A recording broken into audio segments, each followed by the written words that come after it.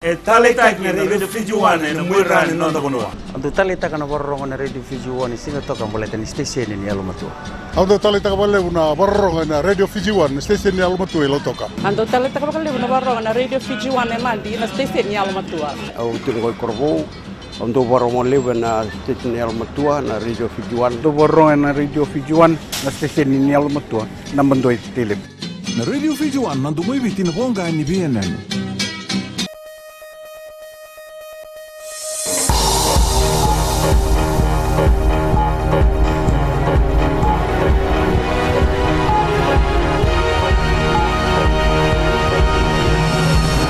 In this bulletin, Japan helps Fiji with regional capacity building. PIDF summit ends on a high note. And tax informant awarded $15,000.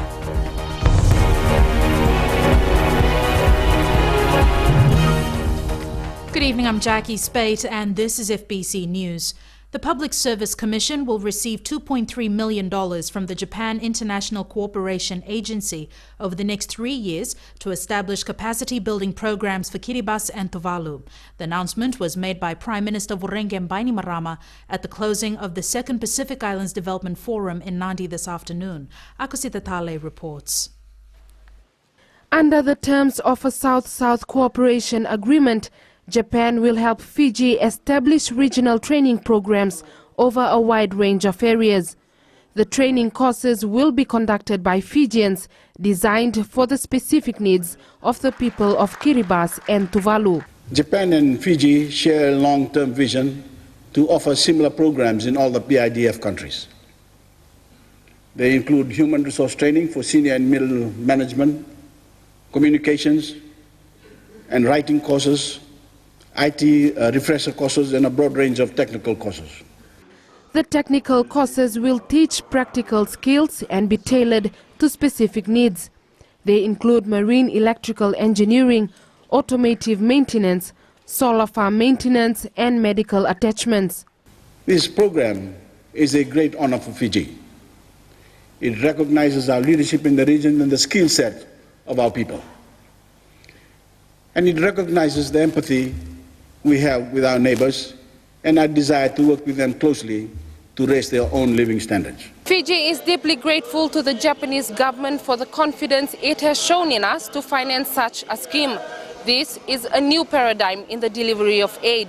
Instead of sending its own personnel to conduct these programs, Japan has placed its trust in Fiji to do the work, knowing that we are better able to understand local conditions in the Pacific and better equipped to deal with our fellow Pacific Islanders. The project will add to Fiji's record in helping neighbors. 11 volunteers are already based in Tuvalu, others in Nauru, the Marshall Islands and Vanuatu. Akosita Tale, FBC News. Let's catch up with Akosita live from our West Office. Ako, is this program only for Kiribati and Tuvalu? For now, yes, Jackie, the Prime Minister says special attention will be given to these two islands during the first stage. But the South-South Cooperation Project team is hoping to extend training offers to other PIDF members. Preparations to confirm the project and its activities have been ongoing since February and should be complete by January 2017. Thanks so much for that, Ako, and have a great weekend. The Pacific Islands Development Forum is surging forward, becoming a model for the region, especially given the inclusion of the private sector. Despite criticism of its support for Indonesia, which has some internal conflict over West Papua, PIDF members say dialogue is important. Christopher Chand reports. The Pacific Islands Development Forum has cemented its role as a regional voice.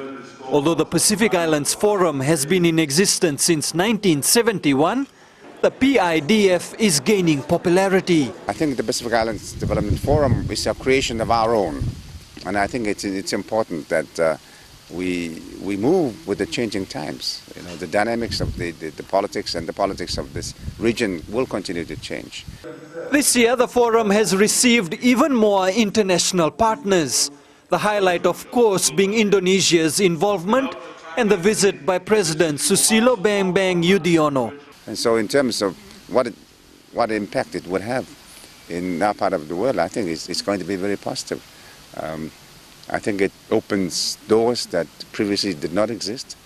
And I think for us, particularly the small developing island countries, it's opportunity to interact with one of the largest countries. Tong says by including Indonesia at regional level, they are able to hold discussions on issues like West Papua. There is no way that any problem can be resolved without dialogue. And I think the coming of Indonesia here provides us with that opportunity to dialogue. I've always been one who believes in engaging. Rather than isolating the problem, you don't. You take it apart. And how do you do that? By engaging and by dialogue. Kiribati has been a strong supporter of the PIDF, and despite a few countries still having reservations, the summit is evolving into an important regional event. The third meeting will again be held in Fiji next year. Christopher Chand, FBC News. The Fiji Revenue and Customs Authority has paid an informant about $15,000. This is the first time it's been done under the FIRCA whistleblower policy. Chief Executive Chitoko Tikoilevu says the information last year led to the recovery of more than $150,000 in unpaid taxes. 66 cases were reported to FIRCA under the whistleblower policy last year and another 11 this year. Informants are entitled to at least 10% of the tax revenue recovered. The National Federation Party has named 5 more candidates to contest the upcoming elections. Eleanor Torangaview was there this morning when the names were released. The National Federation Party believes that its list of candidates makes it stand out from other parties. Today's announcement will be yet another significant milestone for the party in its preparation for the general election. I call it a milestone because the candidates that we are going to announce today, as you will see later, reflect the NFP's commitment to offer to the people of Fiji a team, a leadership team that is going to define the future of this country. The new candidates announced today are all new to politics. They are Sadasiva Naikar, a former customs officer who is actively involved with TSI Sangam, Frederick Work, the managing director of Top Sense Supplies Limited in Lautoka, Sant Murthy, a retired school teacher of Vunibau in Lambasa, Chone Bakalalambure, a former regional program specialist for UNAIDS, and Captain Ranjesh Sen, a former pilot and also founder of Northern Air Services. With most of the party's candidates named, Professor Biman Prasad is optimistic of a good result come September 17th. We are very confident that NFP will be a significant player in any shape or size in the formation of the next government of Fiji. To date, the NFP has confirmed 24 people who will contest under the party banner. It will progressively announce the rest of its candidates in the coming weeks. Eleanor Torangaiviu, FBC News. The Social Democratic Liberal Party has urged its supporters in the north to be wise when casting their votes in the September 17th elections. Party leader Rote Mumukepa says while they were appreciative of the support from the people in the north, it was vital for them to know who they were voting for. Kepa says the future will be shaped by the voters. We are now going into an important phase where all citizens around the country will be casting their votes in the September 17 elections. We hope that you will be wise in casting your vote, and we hope that you will vote as a person that has seen and gone through what the country is experiencing right now, as it will also affect our future generations. Kepa adds that they will support and uphold all forms of development because development is part of the government's service to its people. After the break, Fiji Airways revamps in-flight service.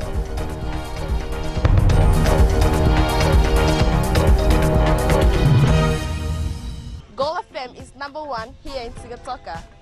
Gold FM is our favorite radio station here in Lautoka. Gold FM is #1 in Nel. I love listening to Gold FM in Ba. We love love listening to Gold FM. Only the classic hits here in Suva.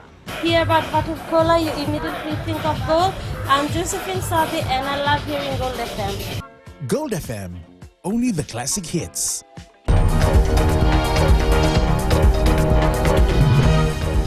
Welcome back. This is FBC News. Police are investigating the death of a baby during delivery. On Monday, a 27-year-old woman having labor pains was allegedly told by a nurse at Nauvoo Hospital to go to the Colonial War Memorial Hospital in Suva by her own means, as she had her medical file there.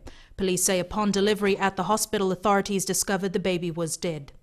Meanwhile, a 51-year-old businessman of Lambasa is in police custody for allegedly raping a 34-year-old woman. It is alleged the man influenced the woman, who is from Singatoka, to travel to Lambasa where he would heal her with his witchcraft powers. The woman is believed to have been sickly. A memorial service will be held in Sacramento in the U.S. tomorrow for athlete Roy Ravana Jr., who was killed in a shooting incident last week. Ravana Jr. had been studying in the U.S. and was expected to take up a track and field scholarship. He was shot while visiting friends. The final funeral service will be held in Suva next Saturday. Ravana Jr. was a bronze medalist at the 2011 Pacific Games and was going to compete in the Commonwealth Games in Glasgow next month. There are signs Fiji's exports to Papua New Guinea are declining. The Fiji-PNG Business Council met in Suva last night and laid out all the issues to try and reach some common ground. Josephine Navola reports. Papua New Guinea has one of the biggest economies in the region and is rapidly growing, presenting many opportunities for Fijian exporters. However, there are things getting in the way, one being a poor shipping route. Definitely need at least one more direct shipping line operating to PNG. We need costs to be more reasonable. We need direct shipping to Port Moresby. It's very infrequent, and transshipment from Leh costs you as much as it costs to send something from here to Leh. So that's quite ridiculous. There is huge port congestion in Leh, which can be avoided if Port Moresby opens up a bit more, because there is a large part of the market there as well. PNG is going through an economic boom right now, and Fiji is one of few markets that can meet its economic demands, but bureaucratic red tape isn't helping. I think in terms of clearance, custom clearance takes over a week, and that, I think, by any standards is not an acceptable situation in 2014. Fiji Ship Owners and Agents Association representative Ilai Lambaimbure confirms there's been a decline in the volume of shipment to PNG. One of our main exporters has found it's cheaper to set up in PNG than to send over 50 containers every week. Fiji Commerce and Employers Federation Vice President Himan Chandra says many of their members feel it's more worthwhile investing here than in PNG.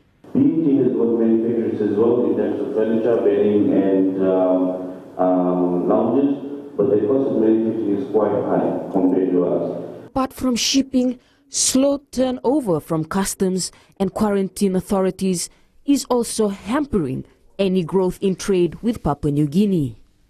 Josephine Navula, FBC News. The Fiji Broadcasting Corporation has become the first media company in Fiji to have its own staff gym. The gym was opened by the Health Minister, Dr. Neil Sharma, this morning. Shireen Lata reports. This is part of FBC's efforts to promote healthy living and exercise. This gym is for all staff, open from 5 a.m. to 9 p.m. on weekdays. Chief Executive Riyaz Syed Kayum says FBC has grown from strength to strength, and this is a reward for staff, a place to release their stress. Another reason for the gym is to promote healthy living within the office. And we hope that these facilities will help us in reducing NCDs in FBC and help FBC staff to be healthy and be mindful of what they eat and what they do and the activities every day. They exercise and train and run and do many kinds of things that will be good for their health. Most of us spend most of our time in front of the computers and most of the time at work. None of us get any physical exercise done because of all the work we have. So this is a very good thing. We've had a couple of our fellow workmates who have passed away because of NCD, so this is very good for FBC. While launching the gym this morning, Health Minister Dr. Neil Sharma reiterated the need to exercise. We watch our lifestyles, and I'm confident that with FBC now looking after its employees so well, and demonstrating corporate social responsibility to its workers is a very good move, and I'm confident that other organizations will follow suit. FBC staff members will go through fitness programs with professional trainer Henry Elder from Monday. Sharin Lata, FBC News. And Jamie joins you now with Friday Night Sports. Thank you, Jackie. I hope you've signed up for the gym already. I have, thank you very much, I have. Coming up in sports tonight, Flying Fijians captain Akapusi Ngere believes his side has what it takes for tomorrow's clash against Samoa. Stay with us.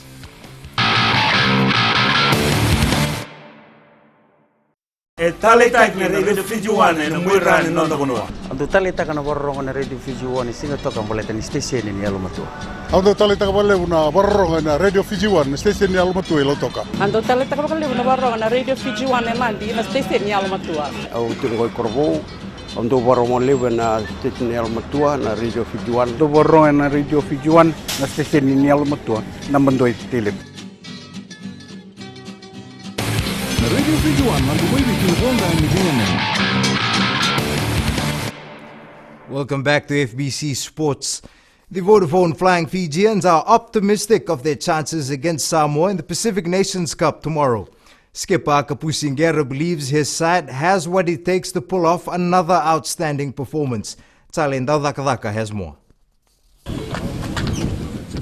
Like Samoa, the Flying Fijians have made 4 changes to its side from the clash against Tonga. Napoleon Inalanga, Aseli Tikurutuma, Metusela Talembula and Nemani Nangusa take their place in the starting 15. This new squad is all about rotation and getting boys fresh for next week and giving boys chances. So this week there's 4 changes and I have faith in the boys who came into the team and will put up a performance tomorrow that we'll be proud of. Samoan ace kicker Tusi Pisi scored all of their points against Italy last week from the boot, and this is something the home side will be looking out for. We probably gave away too many penalties last week, and that with 15 points off the boot last week won the game for them. So we've got to be very disciplined in our game and make sure we're not giving away penalties within goal kicking range. The Flying Fijians had its captain's run under overcast conditions this morning in preparation for a fiery encounter against Samoa. Salendo Dakadak, FBC Sports. The 90 football side started its 2014 Vodafone Fiji Fact on the right track with a 1-0 win over Navoa. Coach Kamal Swami was happy to see his players pull through over a determined opposition. Salenda Dakadak reports. Nandi striker Samuel Ndrundru continued his goal-scoring form with the match winner in the opening game of the Vodafone Fiji Fact. It was the perfect start to the tournament for the defending champions, and the coach was pleased with the team's performance. It was a first game, and it is a first game in the tournament is always hard, and winning with 1 goal is a bonus. At least we have got 3 points. Now we need to work out on certain things, and we'll go to the camp and then organize with what we have where we have gone wrong, and let's hope we come well in the next game. Star player Rusiate Matererenga missed the action due to sickness, but Swami was pleased with the performance overall. Well, we are doing well, but Rusiate is one of the best players we have also, so he's sick. We could not keep him in the team, but we have given some new boys, young boys, and we are hoping they will perform. Teams will keep a close watch on the men in green, who will be out to retain their title in the first tournament of the year. Talendo Dakadak, FBC Sports. Meanwhile, Nandrunga caused a major upset with a 1-0 victory over Mba. Muhammad Taslim was the hero for the Stallions. Worried about Bar team. They were wondering as in comes the kick and flick through by Alvin. As I said, the Bar defenders were watching and Alvin Prasad. That was your sports for tonight. It's back to Jackie now for business. Good evening.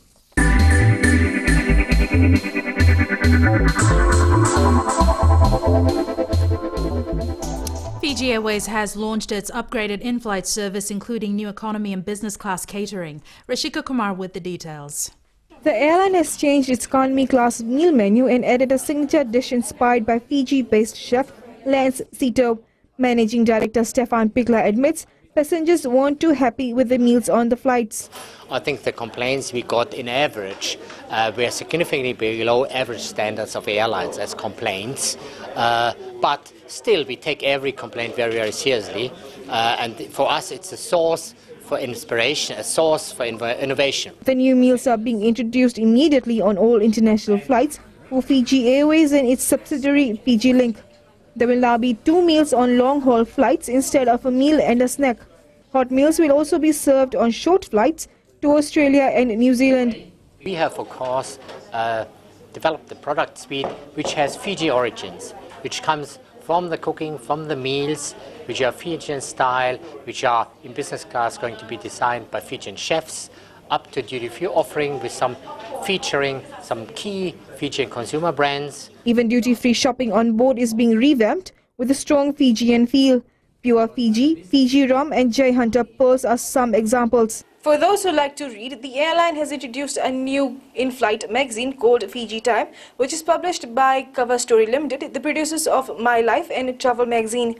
Rashika Kumar, FBC News.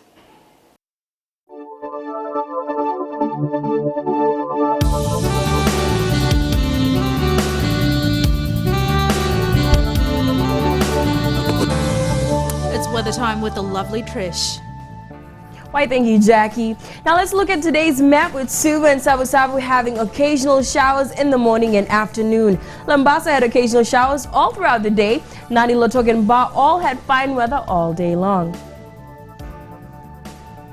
Today's temperatures, well, we have Suva on 25, Nadi and Lotok on 27, whereas Ba reached 28 and Savu 27, and Lambasa a warm 33.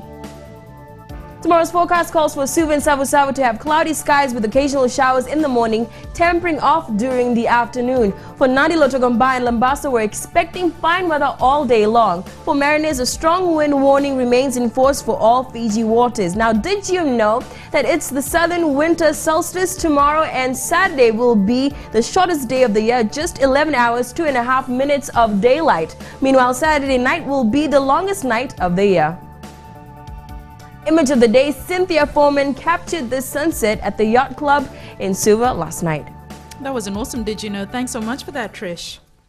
Recapping the headlines, Japan will provide Fiji with more than $2 million to help regional capacity building.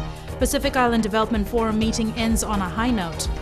And whistleblower awarded $15,000. This week's poll question we're asking, do we need more political parties to contest the election? Visit our FBC website to take part. Remember, you can send us newsworthy pictures and videos on email citizenseyes@fbc.com.fj or share it with us via Facebook page FBC News.